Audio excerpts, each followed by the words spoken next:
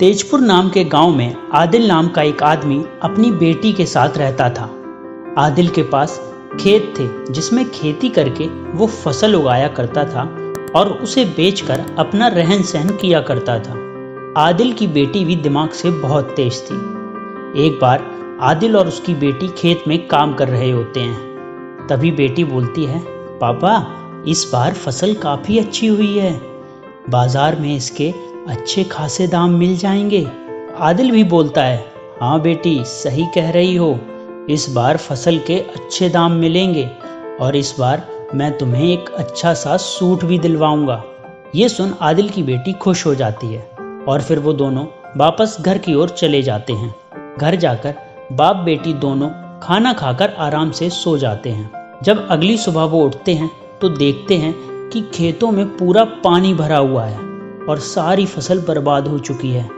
यह देख दोनों बहुत उदास हो जाते हैं और गांव के सभी किसानों की फसल भी बेकार हो जाती है। तभी सभी किसान मिलकर गांव के सरपंच के पास जाते हैं। सरपंच बोलता है, अब हमारे पास एक ही रास्ता है कि हम सब अपने अपने खेतों की ज़मीन गांव के सेठ के पास गिरवी रख दें और फिर दोबारा खेती करके धीरे धीरे वो पैसे चुका दें। सारे किसान सरपंच की बात को मान जाते हैं और सेठ के घर पैसे लेने चले जाते हैं। सेठ उन सबको एक नियमित ब्याज पर पैसे उधार दे देता है। फिर कुछ दिन बीत जाते हैं और सेठ आदिल के घर पैसे लेने आता है।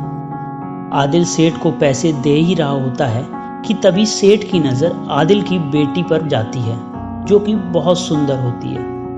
यह देख सेठ आदिल से बोलता है, आदिल मैं तुम्हारा सारा कर्जा माफ कर सकता हूँ अगर तुम मेरी शादी अपनी बेटी से करवा दो। आदिल सेठ की इस बात को मना कर देता है। सेठ आदिल से फिर बोलता है, अच्छा चलो हम एक शर्त लगाते हैं, सामने जो मटका रखा हुआ है मैं उसमें 2 पत्थर डालूंगा, एक सफ़ेद और एक काला।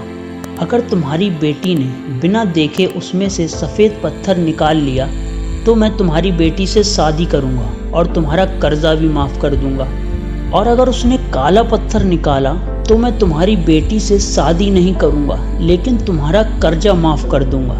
ये सुन आदिल मान जाता है। फिर जब सेठ उस मटके में पत्थर डालने जाता है तो वो सेठ चुपके से उसमें दोनों सफ़ेद रंग के पत्थर डाल देता है। सेठ की इस हरकत को आदिल की बेटी देख लेती है मगर वो कुछ नहीं बोलती। और फिर जब वो मटके में से पत्थर निकालती है और जैसे ही वो मुड़कर दिखाने के लिए जाती है वैसे ही वो ज़मीन पर गिरने का नाटक करती है और उसके हाथ से वो पत्थर छूटकर ज़मीन पर गिरे बाकी पत्थरों में मिल जाता है। तो आदिल की बेटी काला पत्थर उठाकर बोलती है, ये लो मटके से निकला हुआ पत्थर। इस पर सेठ बोलता है, मैं कैसे मानूं तुमने काला पत्थर ही निकाला था। तो आदिल की बेटी बोलती है कि तुम चाहो तो मटके में देख सकते हो, मटके में सफ़ेद पत्थर ही होगा क्योंकि मैंने उसमें से काला पत्थर निकाल लिया है। आदिल की बेटी की ये चालाकी देख सेठ उससे बहुत खुश होता है और आदिल का सारा कर्जा भी माफ़ कर देता है और वहाँ से चुपचाप वापस चला जाता है।